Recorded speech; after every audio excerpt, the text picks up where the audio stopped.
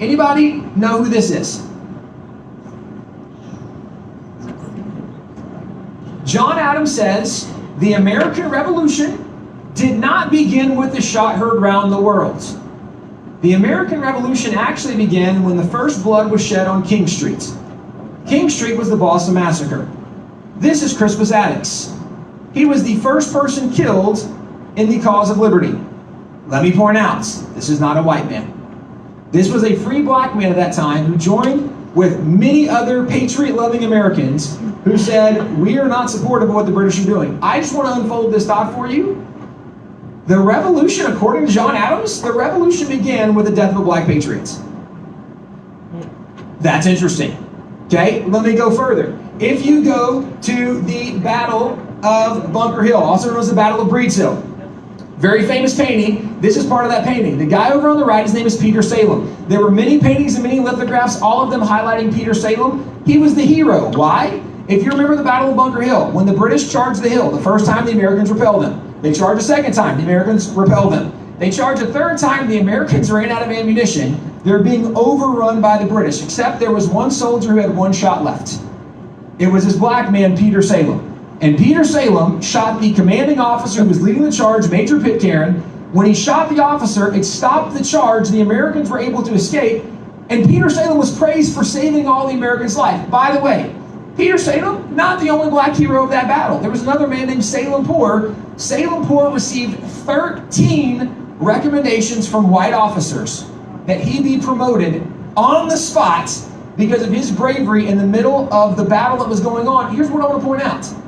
Literally, we can go back through the course of the revolution and I can document battle after battle after battle, recognizing that the vast majority of the heroes we could point to were not American, they were not white, they looked very different. Washington during the revolution had 76 generals. 28 of them came from foreign nations. We had Irish and Scottish and Polish and Lithuanian. Literally, we had 28 generals from other nations who joined the Americans. Marquis de Lafayette, right? The French. There's many people we can point to along the way. Here's the point. We know so little of American history that we are being manipulated to believe things that are not always historically accurate. Let me give you one more example. And actually, all of these are foam boards of just heroes. It's just pictures of heroes from American history, noted heroes, and this is one of my favorite stories. So I'm going to do this one and say a few more things and we'll wrap up. This is a guy named James Armistead. Now, his full name is James Armistead Lafayette, but his known name was James Armistead. In 1781, we had the last major battle of the Revolution, the Battle of Yorktown. Earlier in that year, January 1781, Richmond was attacked, and Richmond was conquered by the British. At the time, the British general leading the attack against Richmond was a guy named Benedict Arnold.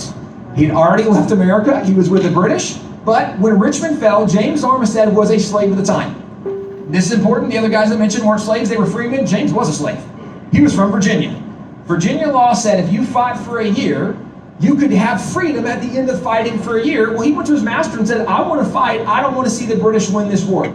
His master said, I give you permission, you can go fight. So James goes and signs up. He signs up under French general, the Marquis de Lafayette. Well, under Lafayette, a lot of people have heard of like the Culper Spiring. Okay, that's something that a lot of people know about. Let me give you a different thought.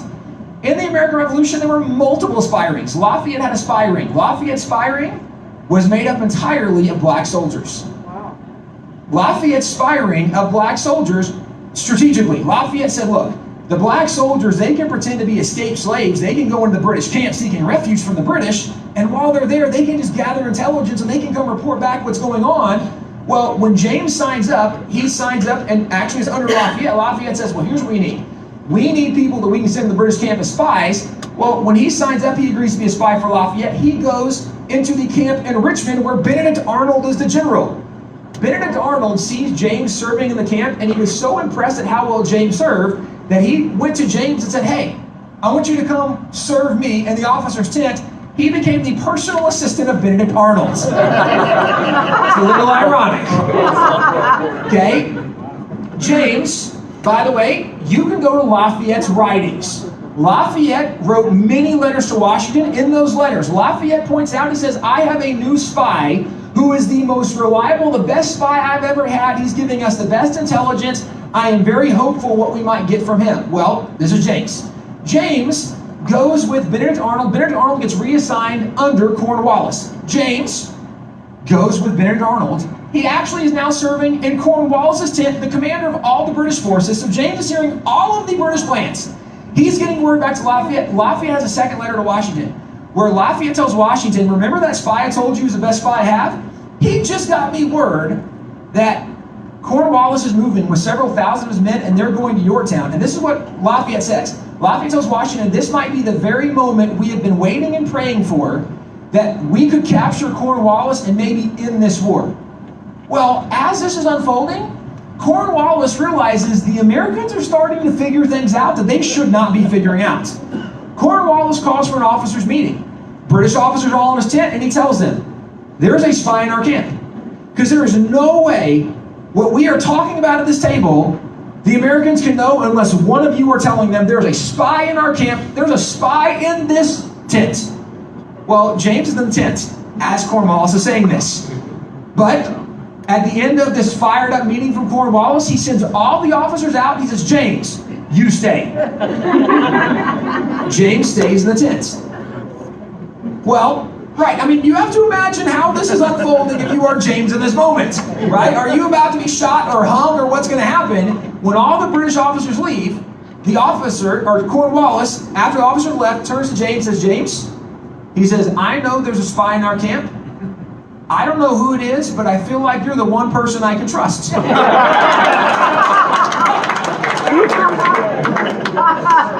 He said, James, I'm going to ask a favor of you.